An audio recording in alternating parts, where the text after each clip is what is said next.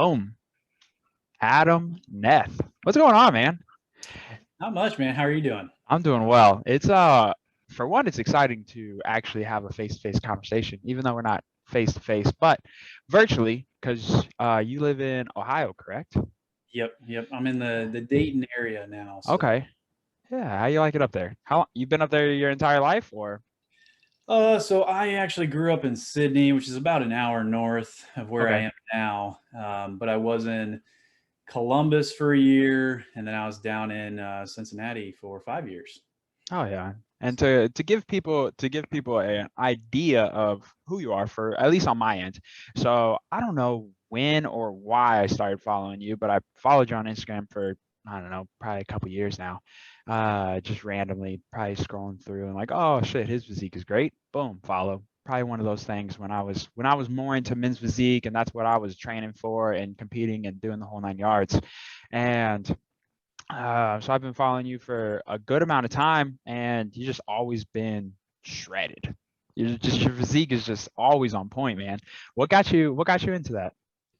well, I pretty much started lifting when I was like 12 years old, 12, 13 years old. Okay. Uh, so my dad was a pretty big role model for me. I watched him do, I don't know if you're familiar with Body for Life. Mm-mm. It was kind of like the thing before P90X, long Okay. time. Yeah. So I watched him kind of lose probably 20, 30 pounds. And in conjunction to that, I have a brother who's 3 years older than me. So he was a pretty big inspiration for me as well. And I got involved with football and track. And through that, I was weight training to be better at those sports. And then I had found that I really liked the weight training aspect of sports more than the actual sports. So I kind of just led myself down this natural bodybuilding route during high school. And then in college, got involved with a couple of buddies who was doing natural bodybuilding and competed in 2014 and have not done a competition since. Kind of got involved in personal training with like general population type of people in Cincinnati and just getting my foot in the industry. So You that's plan where on I'm at competing right again? now. Uh, I think so. I think I'll probably shoot for a 2022 competition. Okay. So probably like another year of building and then go from there. Oh yeah. Well, before we get too far, so I had just hit you up on Instagram asking you to do this. What made you want to do it? Just some random dude from Texas hit you up to do a podcast that you know nothing about, and you were super cool, super down. What made you want to do it? I mean, from the small interactions that we've had on social media, you seem like a very genuine person. So why not have a great conversation? Oh yeah. Hey, I Yeah. appreciate that, man. I appreciate that. I try. I've talked about this before on the podcast. Like social media is not my thing. I don't really enjoy being consistent on it whatsoever. I, if it wasn't such a big part of the business these days, I wouldn't be on it at all. I enjoy Instagram the most, I guess. The rest are just I'm so tired. So what is it about social media that makes you kind of hesitant about it? Man, just the so like how you said, I seem like a genuine person. A lot of people on social media just seem like they just love to post the wonderful parts about life when in actuality, anyone who's been adulting knows that that's just not how life goes. Like that's just not what it is. Life isn't like that. Unless you just have this amazingly perfect and you've lucked out and da da da. And even those people probably have demons and things too. So it's a mixture of that and then just the I don't know the constant uh, negativity between people on social media. Yeah. People saying things to each other that they would never say to each other in person. Uh, Especially Twitter. Twitter's terrible. Oh man, Twitter. dude, I had been on Twitter probably like 2011 Yeah. and then just got off of it when Instagram kind of came out. And I'm in the same boat as you. Like, I only use it for connecting with like minded people Yep. and for the business aspect of things. Otherwise, it gives me anxiety. It's like having a bunch of people hanging on your shirt sleeve, like pulling on you all the time, like Yep. trying to, but I got back on Twitter probably 6 months ago and just saw all of these conversations. This is like a battleground out Oh, there. I it's mean, it's crazy. it's insane, and it doesn't matter what it's about. Yeah. I was just listening to a podcast today, Joe Rogan's podcast. I was listening. He had Colin. Oh, I don't want to butcher his. I think it was Colin Brady, maybe. No, not Colin Brady, but first name Colin. They were talking about sex, gender and sex, and how there's only two, and how controversial that statement is. Yeah. And it's wild that there's a man who transitioned to a woman coming from New Zealand who's able to compete in the Olympics as a woman in powerlifting. Yep. But Sha'Carri can't compete in the Olympics because she smoked some weed. Yep.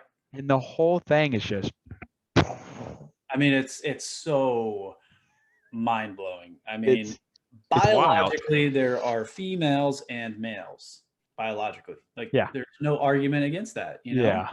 And, not to get too much into the whole Olympic stuff, but I mean, I agree. Like, smoking marijuana, big fucking deal, right? Yeah. Like, Yeah. Yeah. and I get that I it's the get, rules. I get that part. yes, that's what I I was get just that. about to say. Yep. Yeah, I get that part. And it's international. It's not the US.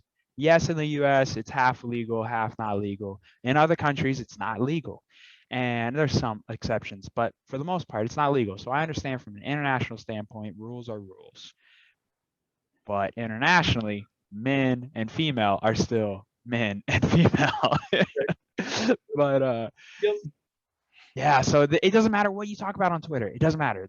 There's always some controversy, something. It's always, and there's nobody who wants to have a conversation. It's just let's yell at each other. But that's not why you're here. So I'm wearing your shirt. You have completely changed your garage into this fantastic home gym. What made you want to do that? Because it looks like quite the investment. It looks like you've put some money into it, but it looks fucking money well spent. Yeah. Thank you. Thank you. So I guess I'll just start off with Lyft. So Lyft had been just a little project that I started in college, just to kind of have a creative endeavor in my life. Really, I pretty much started it as an apparel company, kind of fusing the word life and lifting together to kind of insinuate that lifting can enhance your life in so many different ways. There's so many parallels that go along with that. And I had sold clothing for maybe 2 years, give or take. And then I just kind of let it fizzle out and got really busy with being a general population personal trainer down in Cincinnati. And the whole personal training realm, I mean, most people spend about 2 to 3 years doing it before they fizzle and burn out. Because it's a pretty difficult thing to get into in terms of schedule, in terms of being highly stimulated a lot of your day. So just to give you a little perspective, it was almost like I'd wake up at 5:30 in the morning, get to the gym by 6, and then you have to be kind of up for your clients, so you want to maybe have a little bit of caffeine and be energized. And you train in this sympathetic environment where music's kind of blasting and bumping. You spend 4 or 5 hours doing that, then you want to work out, and you're a trainer because you love fitness, you love to work out. So you do that, you take a shower, you go home, you eat, and then you come right back to work and you do it all over again for another 4 or 5 hours. Then you come home and you have to like rush yourself to bed because you have to wake up early. Yep. And then it's just this constant cycle. And I had trained at this place in Cincinnati that, most places are like this. You either pay for rent or they take half of your sales, right? So for the first 2 years, I was like, oh, this is fantastic. Like, you got to grind to make yourself successful. Like, you got to Sure. eat shit sometimes, right? Sure. So at some point in the fourth year, I was like, man, I can't keep doing this. Like, I just feel so unhealthy. I am just always stressed and anxious.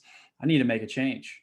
And I wanted to continue to work with people in person. I really enjoy that aspect, but constantly being around people, 30, 40 hours a week, meetings essentially. I mean, it wears on you. Yes, it does. So I was like, I want to have a little bit of that interaction still, as well as, coaching people online, which I had been doing that for the last 7 years now. I just pushed all that to the weekends. So I had found, well, it took us, my fiance and I, probably 8 to 10 months to find a house to buy that was that had a garage that would be suitable size wise. So we'd actually, she came up here, saw this place, and we put an offer in and we got it. And I hadn't even seen the place yet. She had just told me, this is the one for you.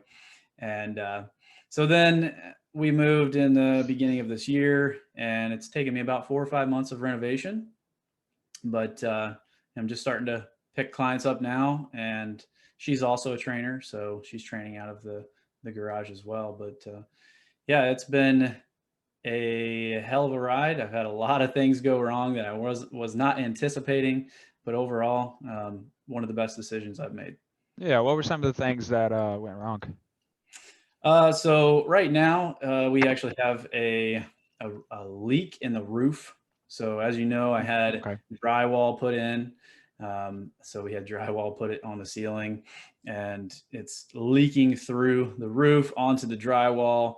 And it's supposed to rain later tonight. So that's one aspect of some shit that went wrong. Um, Dealt with some electrical issues for probably 2 months. And then just a multitude of other things from the house side of things. So Okay. So a few things, a few little obstacles, but yeah, everything, but still obviously worth it. Like the gym looks amazing. thank you. And the big cable machine that you have in the middle. I know that's one of your favorites. Yeah. What exactly is that? And why does that seem like to be the focal point of the gym? Well, I got a 23 by 28. So I think it's like 544 or 644 square feet. So That's dope. yeah. So I That's was like, dope. man, I would like to have like 10,000 square feet, but this will do for now. So I was figuring, some of the pieces of equipment I was going to buy, I just want to make sure that they have a variety of movements that I can train with. So Okay. that prime rack has, you can do bench press and squats. It has attachments for a landmine, a step up, a dip. You can do pull downs, rows, a cable cross, pull ups. It's got band pegs. I mean, there's just so many different things about it. And it was one of the more expensive pieces, but I figured, with the versatility of it and how much I'm limited on space, I figured, this was a no brainer for me. So, Yeah, no, that makes sense. It gives you a lot of different options. Uh, Man, it's an incredible piece. I mean, it's an incredible gym. I like looking at the pictures of it. It's a cool piece. What's some of the goals? So, are you still doing online coaching, or are you primarily looking to do just in person? What are some of the goals heading further? I mean, heading in the future now that you've completed the gym. so now I want to get about 10 hours worth of training a week, because the majority, I'm kind of surprised. I think COVID had something to do with this, but it seemed like once COVID hit, online training kind of bumped up because more Sure. people needed a little bit more um, accountability from home and stuff like that. So the online stuff actually has taken off quite a bit. So I'm going to probably dedicate the majority of my time towards that. And then I still really enjoy working with people in person. So I think like 10 hours would be my limit on Okay. that. And how do you So choose who you're going to work with in person? Is there a specific or a specific person that you're looking to train in person? Like, would it be someone who's looking to compete, maybe, or someone who's a little bit more serious, or just someone you enjoy working out with? I personally like to work with people who have physique goals. I did the whole N1 education, very involved with like Renaissance periodization and a lot of these hypertrophy um, gurus, if you will. And I find it just more rewarding in general, just because those people tend to work harder because they actually have, um, bigger targets, bigger goals. Sure. So I really do like working with people who have physique oriented goals, but if somebody is dedicated and their general population, and they really want to make a change in their life, I will definitely take them on as well. Do you So work with athletes that aren't necessarily into bodybuilding who want to pursue a different line of athletics? Do you work with those guys as well, or would you work with those guys? I would just make sure that they know that I'm not, um, you know, I don't keep up on the information with that stuff as much as I do Sure. with hypertrophy. Okay. Uh, I did some sports in the past, like football and track and Olympic lifting, but I know things are much, much different now. And I don't think my space, like, we can't throw balls around and do sled drives and battle ropes and stuff Yeah. like that. So it kind of limits us there. Sure. A lot less space for explosive movements in there. Yeah. Makes sense. Makes sense. And then do you dabble in anything else now, or do you just primarily do, I guess, standard bodybuilding movements, or do you enjoy Olympic lift? Do you still Olympic lift, or? I cannot Olympic lift anymore. I used to love doing hang clean. Yeah. It's like one of my favorite things. Power lifters are like squat, bench, and deadlift. I was like that type of person, but squat, bench, deadlift, and hang clean. Yeah. Now, I mean, I don't have that. I can't get into that front rack position without choking myself out. Um, Yeah. and I used to do front squat quite often, and I was 22 years old, 22, 23, and had like done a max out on a front squat and like passed out and had a seizure. So I'm like, kind of good on that. So That's fair. That, that's fair, man. Yeah, no, that's probably not good. Did yeah, it? I would assume that when you fell, though, the weights caught the bar. yeah. So the That's bar like hit the rack, and I just like came back to it. My legs are like shaking. I'm like, just freaking out. oh no. And so we got the gym. You do online coaching, but then you also do a podcast. Um, y'all started a podcast. Talk to us a little bit about what the podcast kind of entails, what y'all talk about, and the name of it, of course. Yeah, so it's called Coherent Waves Radio, and I started it with Taylor, um, at Coach_Taylor on Instagram, and he's very involved in hypertrophy stuff, bodybuilding as well. But he kind of dabbles a little bit into psychedelics, well-being, holistic healthcare type of stuff. And then we also had Kayla come on, and she's kind of like a spiritual coach, trauma, that type of stuff. So we've kind of had a wide range of people on our podcast so far, from hypertrophy to performance to well-being, spirituality with Ella Kokuba. I'm definitely messing that up. And then, we had Bryce Calvin on talk about psychedelics and stuff like that. So, yeah, it's been pretty interesting, and we're probably going to be starting that back up in the next couple of weeks. So, When Adam Neth isn't working out or doing something personal training wise, what does Adam like to do? oh man, I like to stretch, go on walks, read. I mean, everything, honestly, right now, I'm trying to find like a really good groove for myself, Mm-hmm. because I've never fully worked for just me, Okay. myself. Okay. Which you And are now currently, correct? Yeah. Are Yep. you're done. So you work for yourself. Yeah. It's How, how's that it's feel? been kind of hard in terms of managing like when I'm going to work and when I'm not going to work. Just Find yourself because working too much or too little? too much. Yeah. Yeah.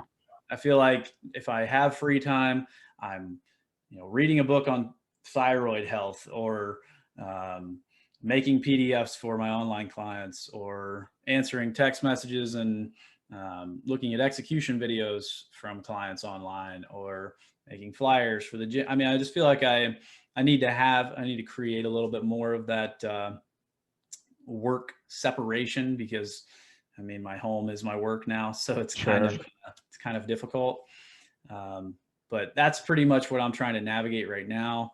Um, but yeah, in my free time, I pretty much just feed everything back to the business. I mean, you kind of have to. I mean, Yeah, you're trying to be self-employed. You kind of have to be constantly working. yeah.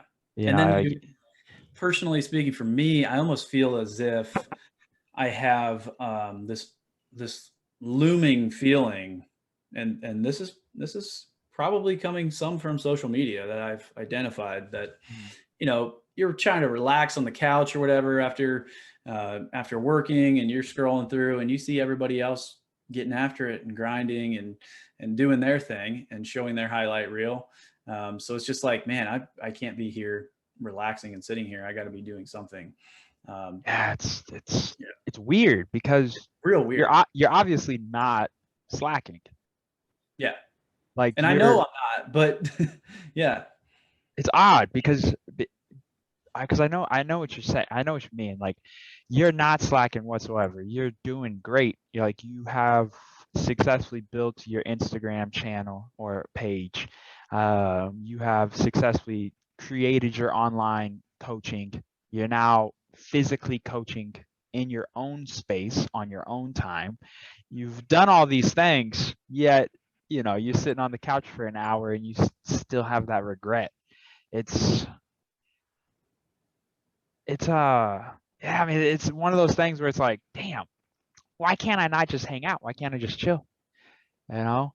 And gotta find that balance. yep, 100%. Uh gotta find that. It's a hard thing to do though, to find that balance. Um especially when you clearly love what you do. Like you said, you're always reading a book about it, you're always thinking about it, you're talking about it, you're clearly obsessed with the world of bodybuilding and how you can help your clients and also achieve what you want to achieve with your own personal physique and also competing again and things of that nature. Um, yeah, no, I mean, clearly you're grinding. You shouldn't feel that way. Yeah, You shouldn't feel that way at all. it's almost like, the feeling of when you accomplish something that you set out to accomplish, and then you're like, okay, what What's next? next? Yeah. Yep, Yep. yep. How does your fiance That, help with you? Help with that?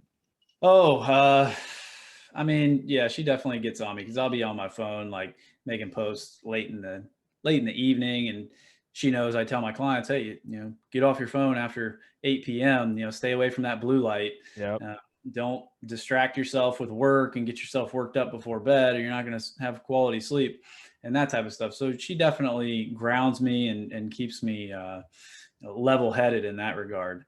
But yeah, I mean, it's a And you struggle. I and you don't said know. she coaches as well, and she's gonna start Yeah, coaching out of the gym.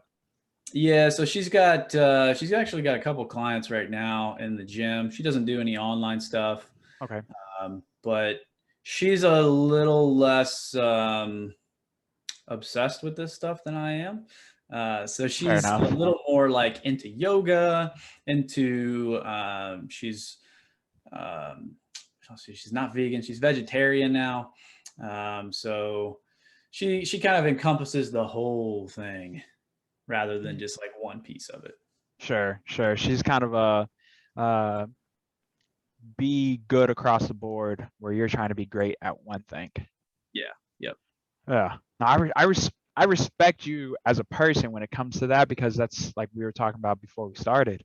I can never, I don't think I'll ever be that person where I'm just obsessed with one thing. Like I want to, I'm that person who tries to do everything, and it's frustrating because I'm trying to, um, I'll do CrossFit in the mornings. I work a full-time job.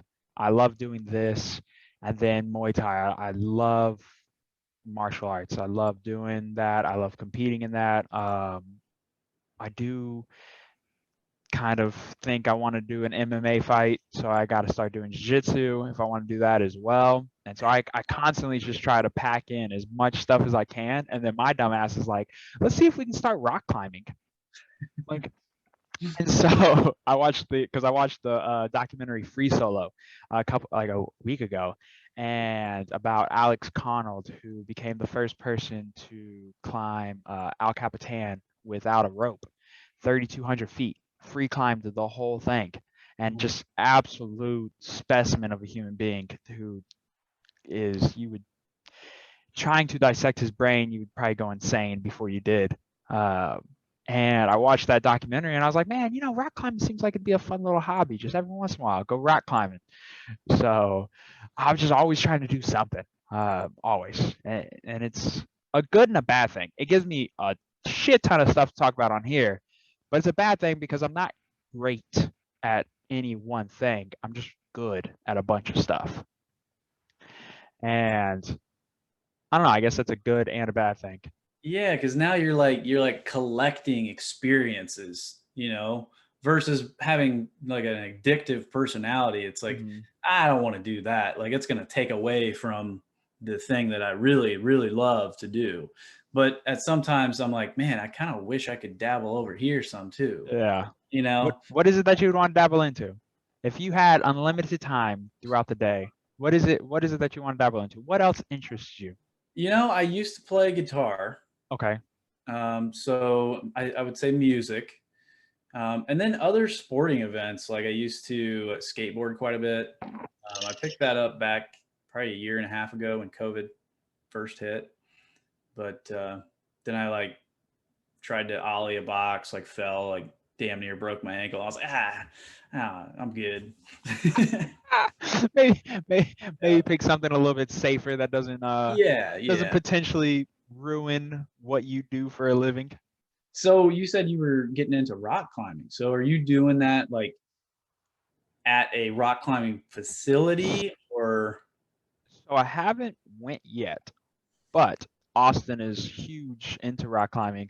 There's a pretty vast rock climbing community here in Austin, Texas, due to Nice.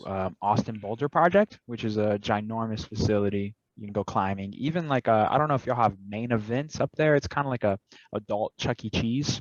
Yep, yep. They have rock climbing in there as well. So there's a ton of different places to do it. And oddly enough, I sold a customer just 2 days ago who invited me to come rock climbing. So I might go check that out as well. And so it's something I haven't quite done yet, or I haven't went into yet, but it's something I've done in the past, and it's just a fun. I don't know. It's a fun way to be athletic, and I think that as I've gotten older, I've realized that traditional bodybuilding workouts kind of bore me.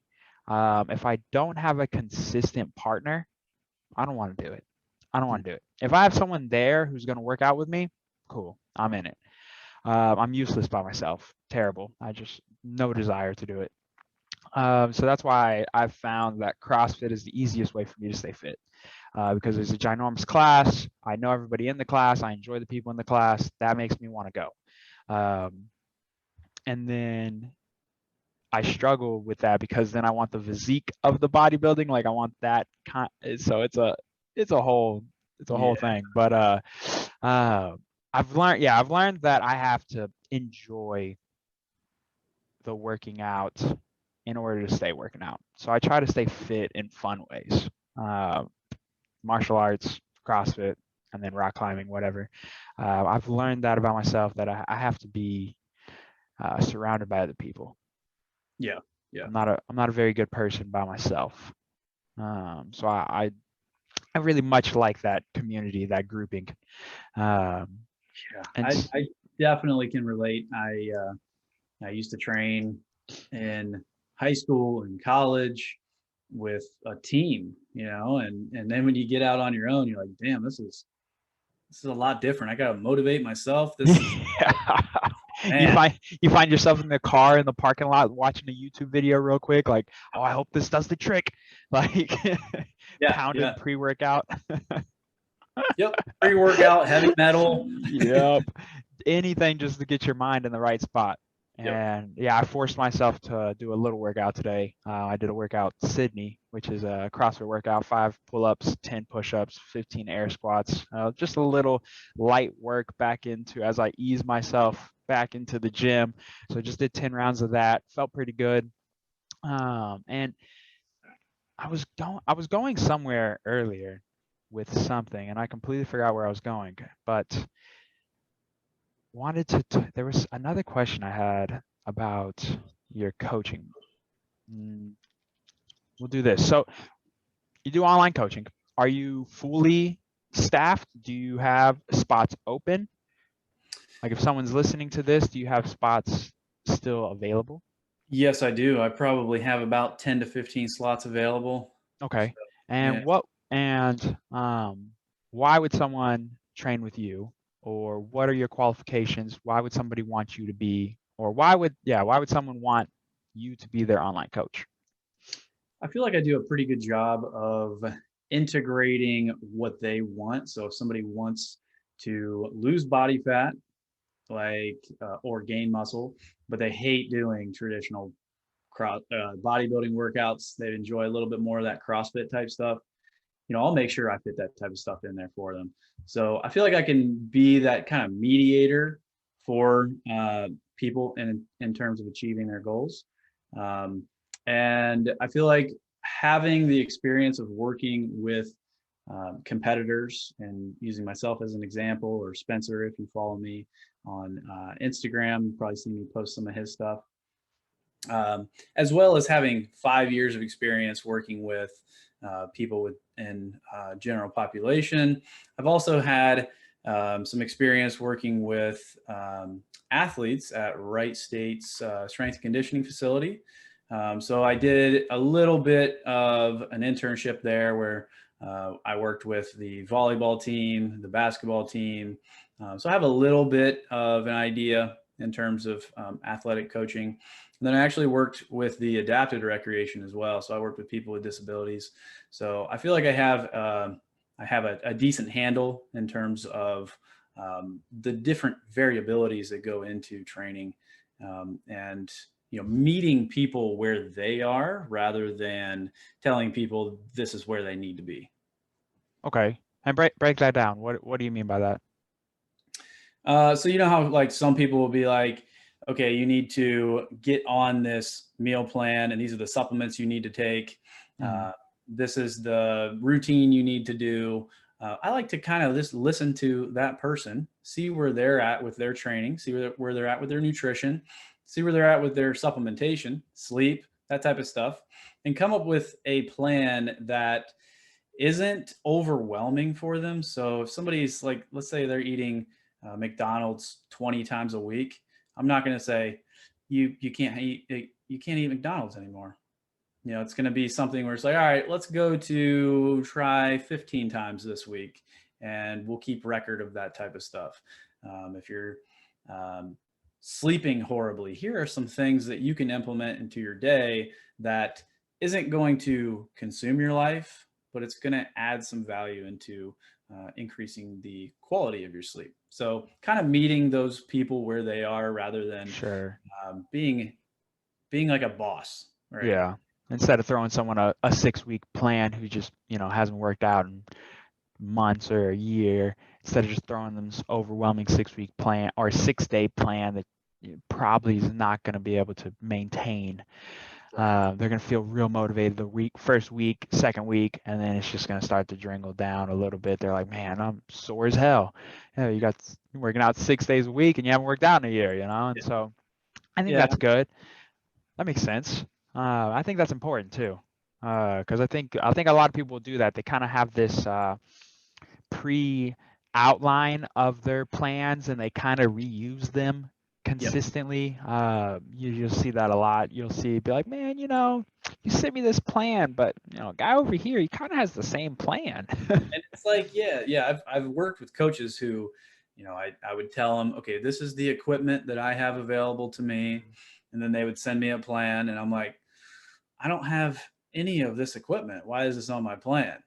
You weren't listening at That all. kind of Yeah. stuff. Yeah. So, Yeah. like when people contact me, I'll have them take a video or pictures of like their space that they're working out in. So it's like, I'm customizing exactly what they have access to rather than this is the plan that got me the best results type of thing. So, Yeah, and absolutely. I would have to say like I was that way when I was younger because I had just worked with athletes and worked with myself.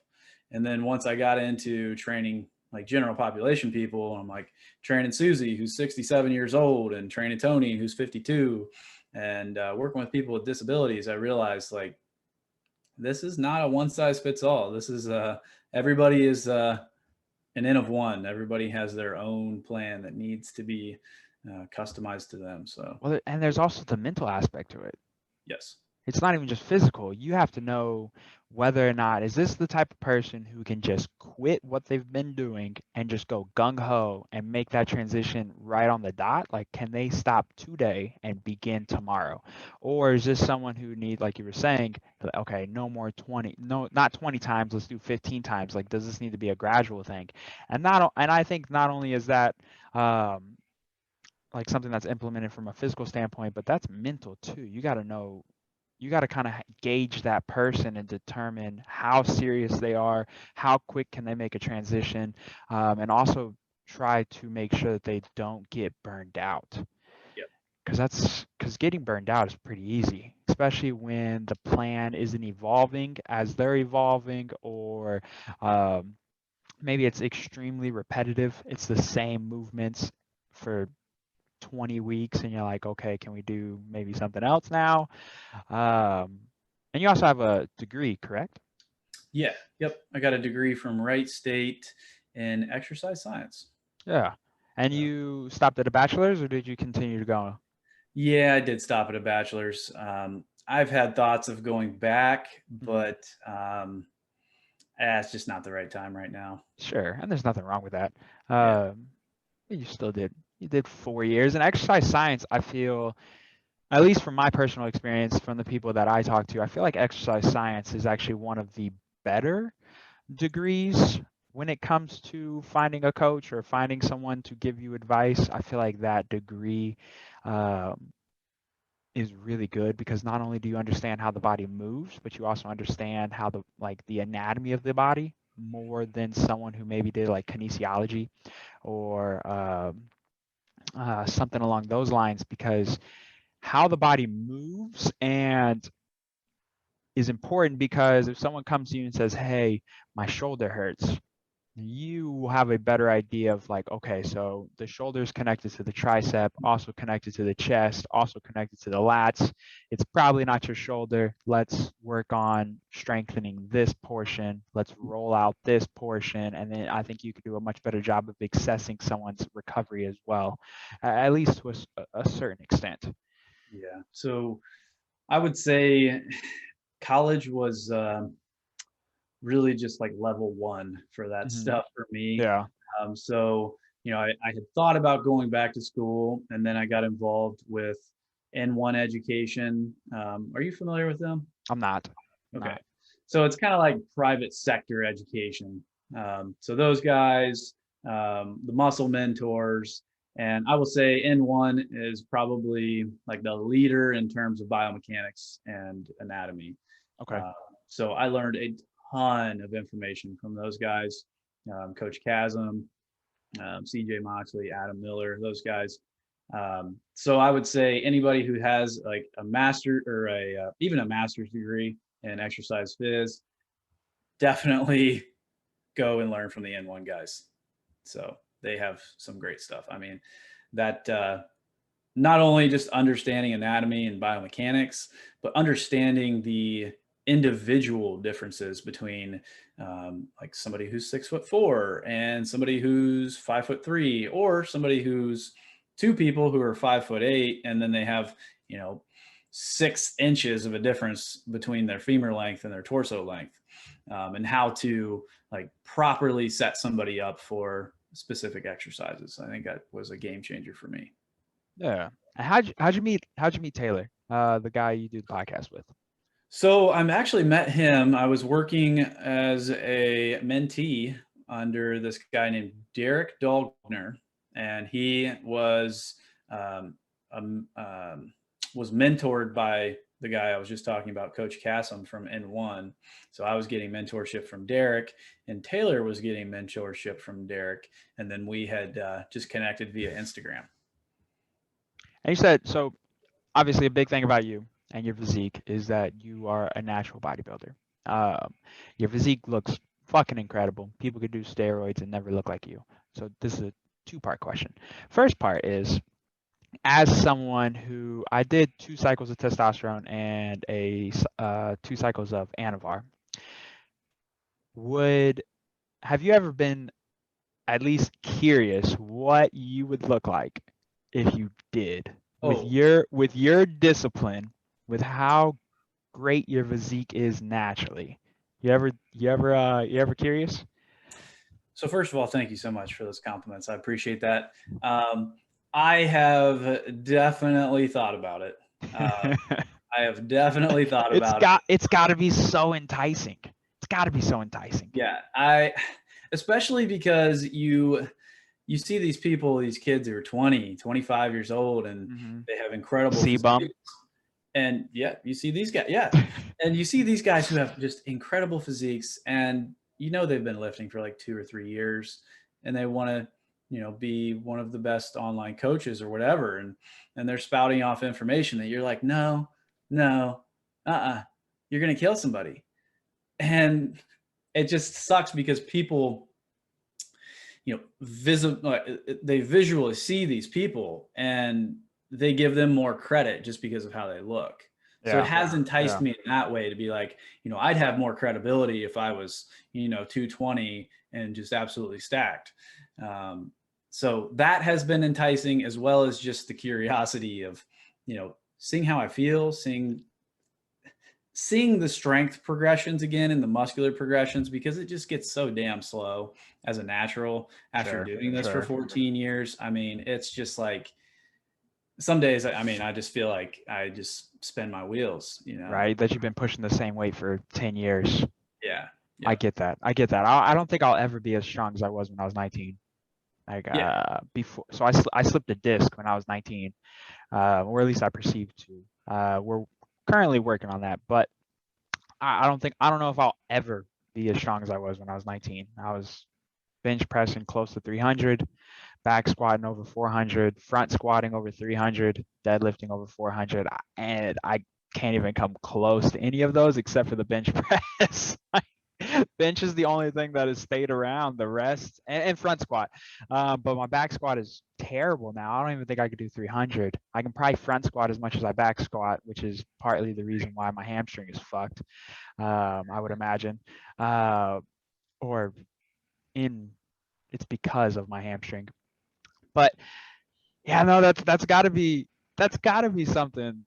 I know I'd definitely be enticed for sure. Looking that good and being like, And then just knowing myself and knowing how much of an addictive personality I do have, exactly. I'm like, oh man, if I go down that road, I will not want to stop. I will take it further and further and further. And at least naturally, I can still take it further, but I have a stop. Yeah. What age do you think you're gonna be like, all right, game time? I've actually thought probably more about it in the last year than I have ever, especially because of how prevalent this stuff is now. It's so easy. For one, it's so easy to get. Yeah. And I think the other part of it too is that overly negative stigma is kind of dwindling a little bit. Yeah.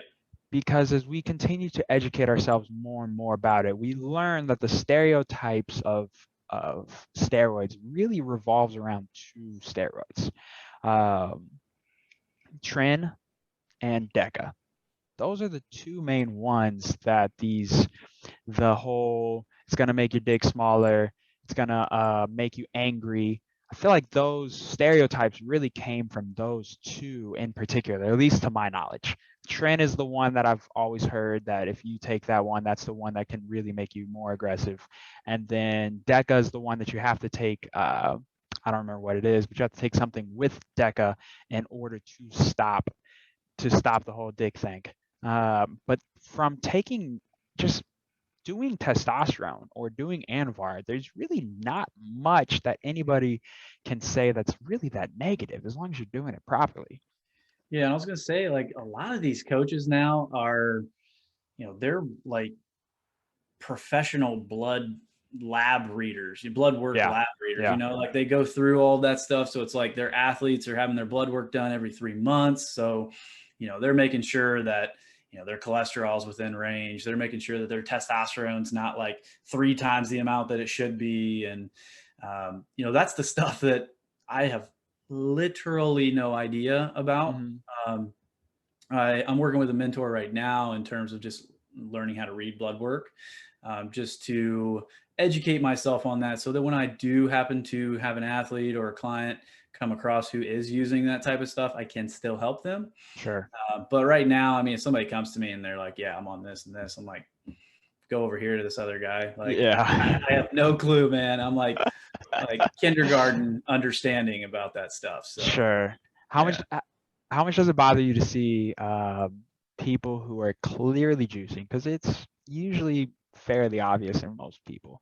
Uh, and they just refuse to talk about it. That's weird. See that Oh, yeah. that's weird to me. And so that's another reason why that's another reason why I appreciated y'all's podcast, because Taylor's very open about it.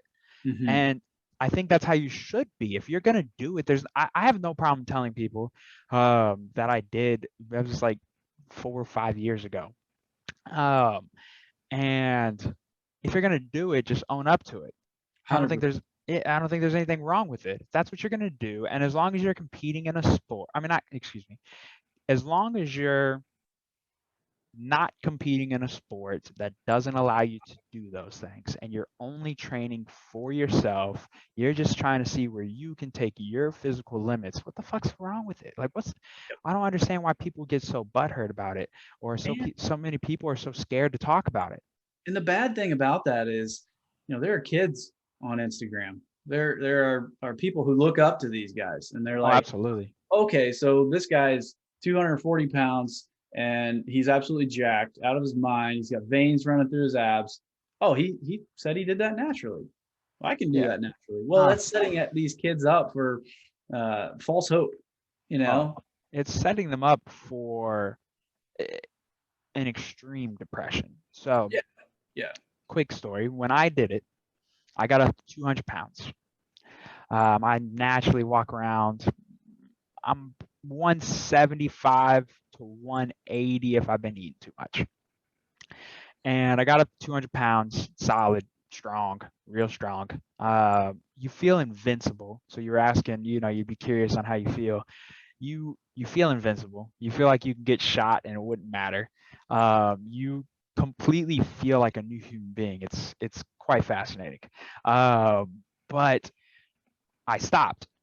Um, I don't remember. Oh, I stopped because my back was just fucking breaking out like so bad. It was gross. And I was like, I don't know if I want to do this anymore. And so I stopped. Dude, I couldn't work out in front of a mirror for a year. That's when I Because joined that's when I joined CrossFit, because I couldn't look at myself no more. It was so detrimental to my mental health. It took me a year to really get back into working out. I hit like 170, no muscle, completely fat. And it was the worst spot I've been in from a working out perspective that I've ever been in. It was terrible. Yeah, It was that's terrible. what scares me the most right there It's is when you're just not going to be like, if you injure yourself, you hurt yourself. Yep, yep, If you're natural, you could probably maintain a majority of your muscle mass. But if yeah. you're one of those dudes that are, squatting, benching, deadlifting really heavy, and you got up to 200 pounds, and you're not going to be able to do that anymore, especially if you got injured and you're hopping off of that stuff.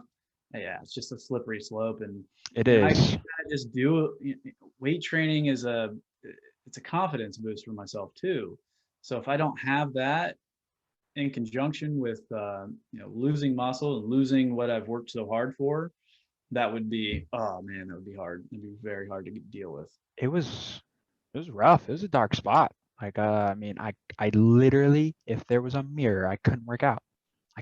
I couldn't stand the way that I looked anymore, and it was bad. So how did you go about combating that? Cro- Honestly, CrossFit, there's no mirrors in there, and it's not about aesthetics at all. It's about Right. athletic performance, Yeah. and the Yeah. aesthetics is a sidebar. So I had to get, yeah, I did one men's physique show, and it's just not my thing. I didn't enjoy the diet whatsoever. I'm an absolute glutton, so that's me. That's why um, I do feel like you deserve the compliments, and it's not me dick riding or whatever, like fanboying. That's not what it is. It's because I can't fucking do it.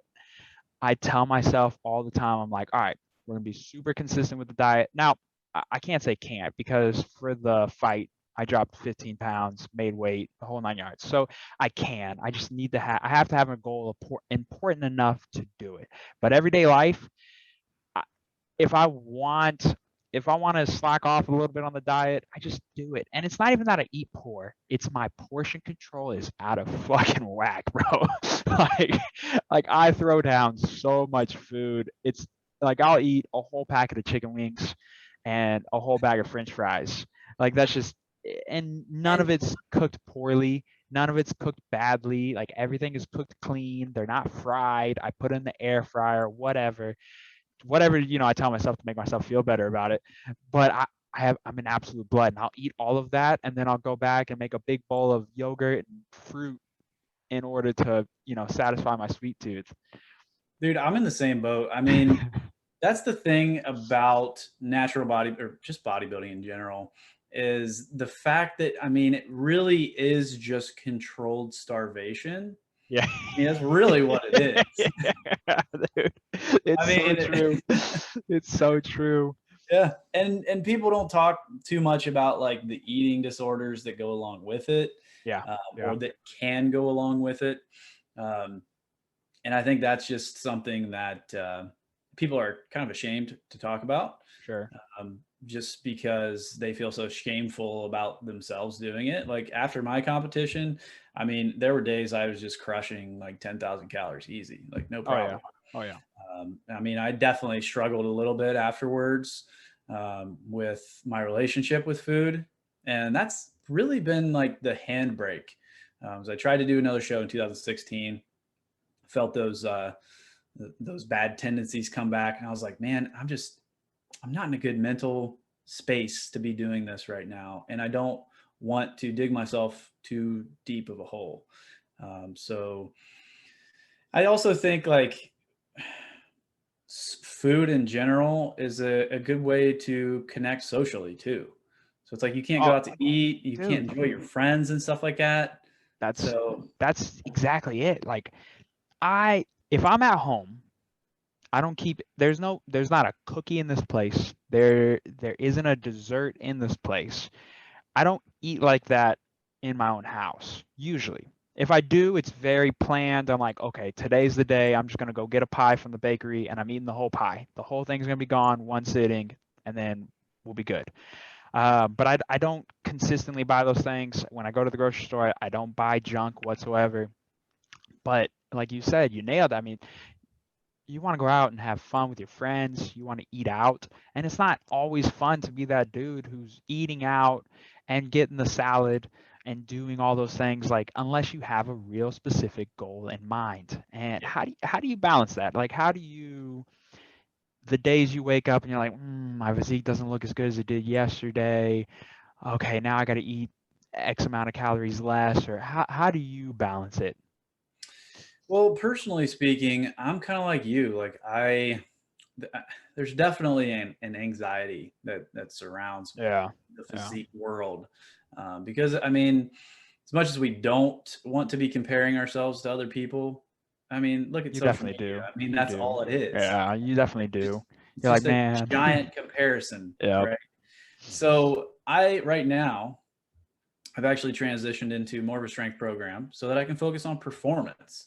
Yeah. And that's really like what got me into training when I was in high school or middle school and high school was, training to be as strong as I could for sports. And I just love the fact of like just having these little metrics that I can keep stepping up on. And it takes away the constant thought of your physique. Like, how's my physique look? Well, it doesn't matter. Are you gonna perform today during this workout or not? So that's kind of how I've combated that. Um, and then after getting down to my stage weight of 157 pounds at 5'10", I mean, that was probably 3%, 4% body fat. And when you get down to there and you've never been there before, when you come back up and you're sitting around 15%, that 15% feels like 25%. Yeah, and you're not even, and you still, if you flex, you still have ab definition. You still have the cut at the top of your shoulders. Like, you still have good definition in your body, but you're like 10%, that 10% in your head is this end of the world. And then every normal person looks at you and is like, shut the fuck up, Adam. Yep. You look amazing. Like, I get that shit all the time. And it's like, yeah, but you got to understand my frame of reference. I'm Yes. coming off I'm coming off a fight at 160 pounds. I lost 15 pounds. I did a pretty damn good job of cutting a lot of fat. I was absolutely shredded when I got in there. Not bodybuilding shredded, but I was pretty. I was actually the leanest I've ever been, even leaner than when I did the men's physique show. Because let's be honest, it wasn't that good. I had no fucking idea what I was doing. I did it by myself. It was just one of those things. Like, I did it. I stepped on stage. I did it. I can say I did it, but I didn't. By no means was I winning that thing at all. Um, where the fuck was I going? Uh, I don't know. That happens to me a lot. And just poof, gone. Um, it'll come back to us. Yeah. So I do want to touch on two things. So I listened to the podcast, or listened to your podcast, Coherent Waves Radio, Little and tongue twister. huh?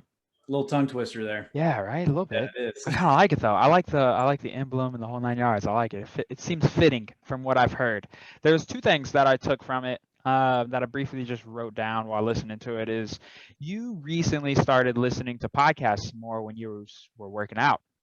Yes. And I try to tell people this all the time. So people are always like, Jordan, your podcasts are so long. It's like, yeah, I get it. But that's the only way to have a actual genuine conversation with somebody is for them to be of a longer period of time. Like, there's only so much we can get done in an hour or an hour or whatever. There's only so much I can learn about you. And it's one of those things where it's like when you're walking, just put a podcast on. Don't listen to music. Put a podcast on. When you're in the car, just put the podcast on. Like, you just hit it in 30 to 40-minute increments, and eventually in 2-3 days you're going to be done. And so you recently started listening to podcasts in the gym. How has that kind of helped you? Do you feel like maybe you can, I guess, process more information in a day by doing that? What was kind of the goal of that transition? So initially we got on that conversation because I like heavy metal. Yeah. I like just horrible music, honestly. I mean, it's not good music by any means. And they're like, that's like poisoning your soul. They're like, that's horrible frequencies for you to be listening to. It's angry, it's re-ingraining, negativity and stuff like that. But in my mind, it's a way to decompartmentalize my emotions, Sure. and express myself. So Recently, I tried it a few times. I tried podcasts a few times when I was lifting, but to be honest, I mean, I just could not get into. I just couldn't get into it because it's like I'm trying to focus on what these people are saying while I grab a barbell that's really heavy. I'm like, I'm gonna hurt myself. Yeah. So, I'll go on a walk every day. I went on 2 walks today, and I will put on Audible. So I've been listening to a couple of different books, and then podcasts. I mean, I listen to all kinds of random shit on podcasts. I mean, I love Joe Rogan, of course, and then he kind of he had Paul Stamets on there. Yep. Yeah, Fascinating. and I mean, so fascinating. They got me really involved in learning about mycology, and then kind of spiraled into psychedelics. I know we touched on that a little Yeah. bit through Instagram, but that's pretty much what I do right now. Is I'll just listen to Audible or a podcast when I'm walking, or cleaning in the house, sweeping, doing whatever. But in terms of workouts, like this morning when I worked out, I did have a podcast on, or actually my Audible on, when I warmed up. So about 15 minutes of a warm up, and then I was like, all right, it's time to lift heavy. We're putting something on that I can flow with. That makes sense. I think that makes sense. I think that's a good balance. I think, because I'm kind of the same way. I can listen to a podcast when I'm working out, but I would definitely prefer music from that aspect. But when I'm in the car, definitely podcasts. When I'm walking the dog, it's got to be a podcast. I would just feel like that's how we can continue to educate ourselves, but also knock out the things in our lives. Yeah. And we're in a weird time, politically, socially, where to me, podcasts are the only source of accurate information anymore. I don't know about you, but I personally struggle with what's right or wrong anymore. Like I don't know right from wrong anymore, because if you look up something, we'll use COVID as an example. If I look up something in relation to COVID, you can find someone in the same amount of time who has the opposite opinion, and you can do it effortlessly. Yeah. It takes no more than 2 Google searches to find a pro mask and a non-pro mask article. It's so easy. And that's just one aspect of things. Whether just the political climate in general, like sometimes I'm like, fuck, I think y'all are making sense. However, the way that you're going about it is so terrible and so detrimental to society. And so I constantly struggle with this, like, what's right, what's wrong. And and I feel like podcasts are sometimes the only thing that can kind of help me kind of narrow that in, Yeah. by thankfully that people have these experts who come on and have these lengthy conversations, whether it's Joe Rogan or Lex Friedman or any of these guys, Neil deGrasse Tyson, uh, any of these guys that help kind of reel the real reality back in and kind of steer you in the right direction. You're like, okay, so this guy knows exactly what he's talking about when it comes to this. All right, let's follow that. And then it's just, man, we just live in such a crazy time right now. Yeah, I know exactly what you're talking about.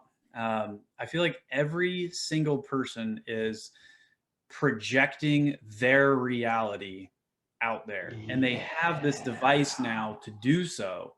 And I can grab my phone and just project what I think is reality about COVID, whatever that happens to be. And somebody else can project their reality of what they think COVID is and their opinion. And then we have these conflicting ideas. And then everybody else who's, reading this or a bystander is like, wait a second. Like, you're telling me this is wrong. You're telling me this is right. But where's the conversation at? So I think, like you said, like having a podcast where people can take biases out of the equation. There's no trying to convince one side or the other side. It's a legit conversation about the betterment of society, about the betterment of the world in general. Those are the people that give me clarity as well. So Yeah, it's just I mean, it's just so crazy because the global pandemic is very much perception. Yes. Your perception of it from your own eyes is how you feel about it. For me, perceptively, I've been working the entire time with the public. I do face to face sales. I have been working with hundreds, thousands of people every month. And if I got it, I never knew. I don't personally know anybody who got it. Um, we've had people take COVIDcations, but I don't know anybody that got COVID who actually had it. So, from my perspective, I just lived life. I went to HEB, our grocery store down here in Texas. I went there every day, and it never once did it. It didn't ever cross my mind when leaving my door. But you talk to somebody else who lost somebody, it's hard to tell that to somebody whose family member died because of it, or who did get it and was in the dumps for 3 weeks, or still can't taste coffee. Like I think that was you telling me, right? Yeah. So your perspective or might be different from somebody else's because you got it, but it didn't. The only effect it seemed like it had on you is your taste hasn't came back, or has slowly started coming back. And Yeah, I mean, I would have to say, like, I'm in the belief that COVID is a real thing, sure, um, and I just don't personally like the fact that the media wants to say stay indoors, don't get vitamin D, don't be healthy, don't see your yeah, family, don't live your life. I'm going to tell you how to live your life instead, and then you know we won't go into the whole medications and keeping things scrubbed off the internet, where these are real scientists who are talking about these things. But in my opinion, I mean, everybody should be able to do what they want to do. If you want to go out to Kroger and not wear a mask, or a grocery store and not wear a mask, by all means, you should be able to do that. If you're afraid of COVID and you don't want to get COVID because you don't live a healthy lifestyle, stay the fuck home. I mean, it was that simple, Yeah. and it got so political and so wild and so crazy, and man, just it's unfortunate because I feel like there's a lot of good things that came from COVID. I feel like there's a lot of good things that came. I think we found out that as we're kind of seeing, it's a slippery slope with the whole people not going back to work and people da da da da. Da. But I think in a roundabout way, it's kind of a good thing because you shouldn't make more on unemployment than you do at your job, Right. but you also need to work in order to earn a wage more than unemployment. Mhm. Yeah, I would say like the biggest thing that came out of this was, for me at least, was understanding. And I never got into politics Yeah, ever. yeah, Like, I was yeah. one of those people. It's like I'm the same way. I try. everybody I argues. try at least. So if everybody's going to argue about this stuff, I'm not even going to get involved because I know it's just going to be a giant argument. Oh yeah, yeah, yeah. But There you now go. I've realized, like, with COVID happening, it's kind of opened a lot of people's eyes to just the corruption that exists in the government itself. Like, you're going to tell me you're going to shut down an entire state, shut down small businesses, put small businesses out, but And then you're now gonna you're go out. incentivizing getting the vaccine by giving $1 million away as a lottery. What about these companies that you freaking shut down? I mean, it's just like, Oh man, I wow, know. priorities. I know. Or free donuts. The free, yeah, it's like, Uh, yeah, what kills me? We'll wrap it up here in just a second. What kills me is the CDC said good to go, and everyone just fucking went bonkers. Like they didn't. They've done no research on their own. They've done nothing to change their lifestyle. They've done nothing to really prevent getting COVID. And now these people uh, who have received the vaccine are dying. There's people dying with the vaccine, and no one's talking about it because it goes against the national narrative right now. And also, not only are people dying who've received the vaccine, but also the wording in the articles have completely fucking changed. It's no longer people are dying from COVID. People are now dying with COVID. And it's like, holy fuck. I believe COVID is real. You don't have to continue to try to either over exaggerate or under exaggerate. Just give us the fucking facts. What are the long term, or not, I guess not long term effects, because we haven't been through it long enough to get that, but what is the truth and what is not the truth? What can I do safely and what can I not do safely? Like, it's just, man, the wording of articles, I was talking to the lady who cuts my hair. We're always having these conversations. It's like a mini podcast every time I get my hair cut. And she was saying the same thing. And she was just like, you can watch the news at 6 a.m., 8 a.m., and then watch it again at 6 p.m. and it's a completely different narrative. Yep. And they're just trying to create division and confusion and fear mongering so that people are reliant on the government. And that, boom, you just nailed it right there. Being reliant on the government. And it's a weird, yeah, right. It's a weird thing that people want the government to have this much power, even though we've known so much shit that they have done. It is public information. You can Google it. You can find out all the corruptions. You can find out how they used freaking Charles Manson and gave him LSD, trying to take over his mind. Like, you said what? Go look up MK Ultra. Yeah, yep. Exactly. MK Ultra. There's so much stuff that you can find out. Why would you want them to have this absolute power? Absolute power corrupts absolutely. And for all these people who just want to be reliant on the government and think that they should continue to hand out all this money, et cetera, it's like, man, this is a weird time. It's a slippery slope. And I feel like that phrase alone has been so overused in the last year and a half, but it's so true. I don't know how else better to put it. And I'll say, like, if people have beliefs that are not the same as mine, that is totally fine. I totally respect you, and I respect that you want to get a vaccine, you want to wear a mask, you want to be careful. I totally respect those people, but please do not project that onto me and make me feel like I am responsible for somebody else's infection or somebody else's life. Like, I'm not responsible for that. Or make you feel like a piece of shit. Yeah. It's like, am I though? And that goes back to what I was talking about, the right and the wrong. It's like, I don't fucking know. Do I get it? Do I not get it? Is it the right thing? Is it the wrong thing? All I know is that if I see one more fucking commercial, I'm gonna lose my mind. That's all I know.